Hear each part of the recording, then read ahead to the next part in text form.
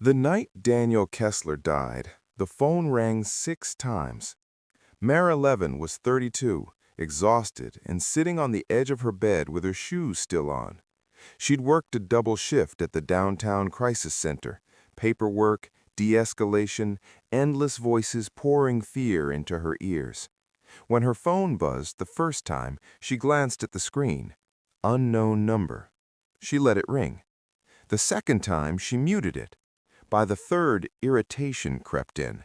She texted her sister instead, complaining about prank callers and wrong numbers, about how people wasted emergency lines when they were lonely or bored. The fourth call came at 11:47 p.m. The voicemail icon blinked, but she didn't open it. The fifth call came just after midnight. She powered the phone off. The sixth call never reached her. By then, Daniel Kessler was bleeding out in a parking garage 2 miles away, whispering into a borrowed phone, asking someone, anyone, not to hang up. Welcome to Shadows of Justice, where crime meets compassion. If you are new here, don't forget to hit the subscribe button, like, comment, and share. For returning viewers, thanks for sticking to the channel. Daniel was not supposed to be her responsibility.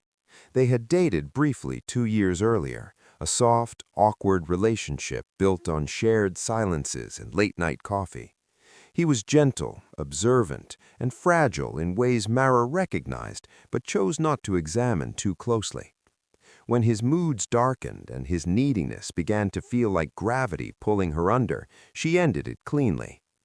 "I just can't carry this," she told him. "You need more help than I can give."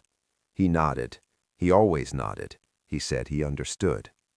That night, the night of the calls, Daniel had been released early from a psychiatric hold. There was a paperwork error, later buried under apologies and policy revisions. He wandered the city disoriented, clutching a discharge packet and a fear he couldn't name. At 11:32 p.m., he borrowed a stranger's phone outside a closed grocery store. He called the only number he remembered by heart. Mara learned about his death the next afternoon. A detective arrived at her apartment with a calm voice and careful eyes. He asked if she knew Daniel Kessler. He asked when she had last spoken to him. He asked if she recognized the number that had called her repeatedly the night before. Her mouth went dry. She listened as he explained. Daniel had been stabbed during a robbery that went wrong. No witnesses, no suspects, just a timeline that ended in a voicemail. "You don't have to listen to it," the detective said gently, "but it's yours if you want." She listened. Daniel's voice was faint, breaking up with static and panic.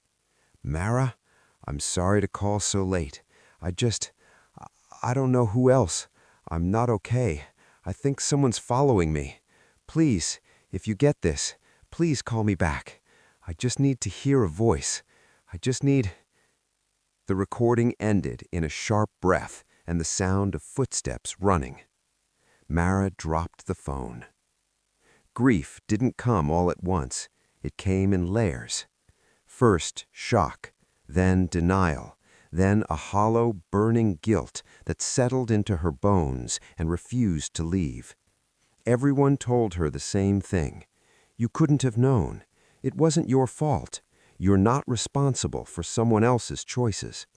But Mara worked in crisis intervention. She knew better than most how thin the line was between survival and silence. She replayed the calls in her head endlessly. What if I'd answered the first one? What if my voice had steadied him? What if 5 minutes had been enough? Sleep abandoned her. At work, every distressed caller sounded like Daniel. Every pause felt like a countdown. She began staying late, volunteering for extra shifts, taking calls no one else wanted. Her supervisor noticed.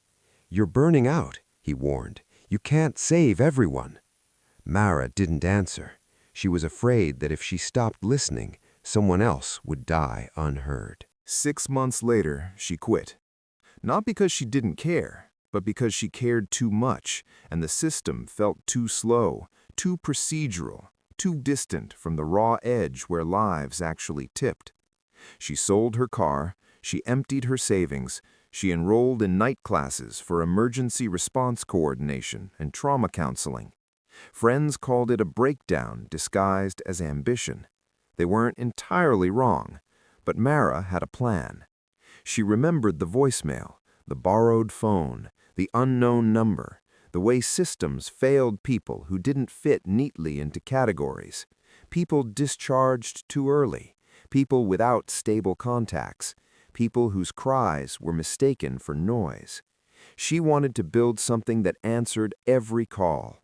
The hotline started small. One room, 2 donated phones, a volunteer schedule taped crookedly to the wall. She called it the last line. No automated menus, no endless transfers, no judgment about why someone was calling or how many times they'd called before. If a phone rang, someone answered. At first, the calls were chaotic. Drunk college students, elderly men who just wanted to talk, a woman who called every night to read poems aloud. Volunteers quit. Funding dried up. Mara slept on the office couch. But she persisted. She trained volunteers not just to de-escalate, but to stay, to understand that sometimes the difference between life and death was not advice, but presence. One night, a teenage boy called from a bus station. "I don't think I'm supposed to be alive," he said quietly. Mara stayed on the line for 3 hours until a social worker arrived. When the boy was safe, Mara sat alone and cried, not with guilt this time, but with something dangerously close to hope.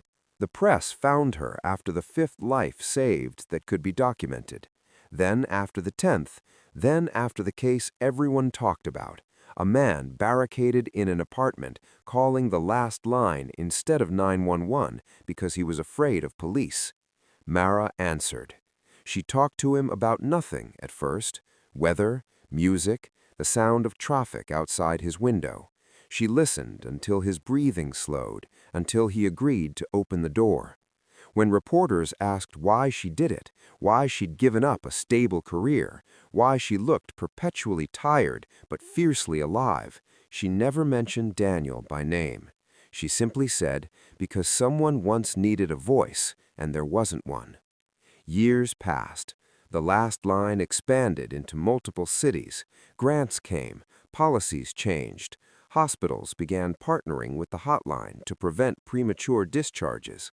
Volunteers received trauma-informed training that later became national standards. Mara aged quietly, the sharp edges of her guilt worn smoother by time and purpose. She still kept Daniel's voicemail on an old phone, locked away but never deleted. On the 10th anniversary of his death, she returned to the parking garage. She stood where the bloodstain had once been, now scrubbed clean, anonymous. Cars echoed above her. Life moved on. Her phone rang. She answered without looking at the number. "Last line, I'm here." On the other end was a man, shaking, apologizing for calling so late. Mara closed her eyes and listened. And somewhere between his words and her steady breathing, she felt, not forgiveness exactly, but something close enough to keep going. She had ignored one cry for help. She spent the rest of her life making sure no one else ever had to wonder if someone would answer. This is Shadows of Justice, where crime meets compassion. Subscribe for more emotional true crime and redemption storytelling, where every scar tells a story worth hearing.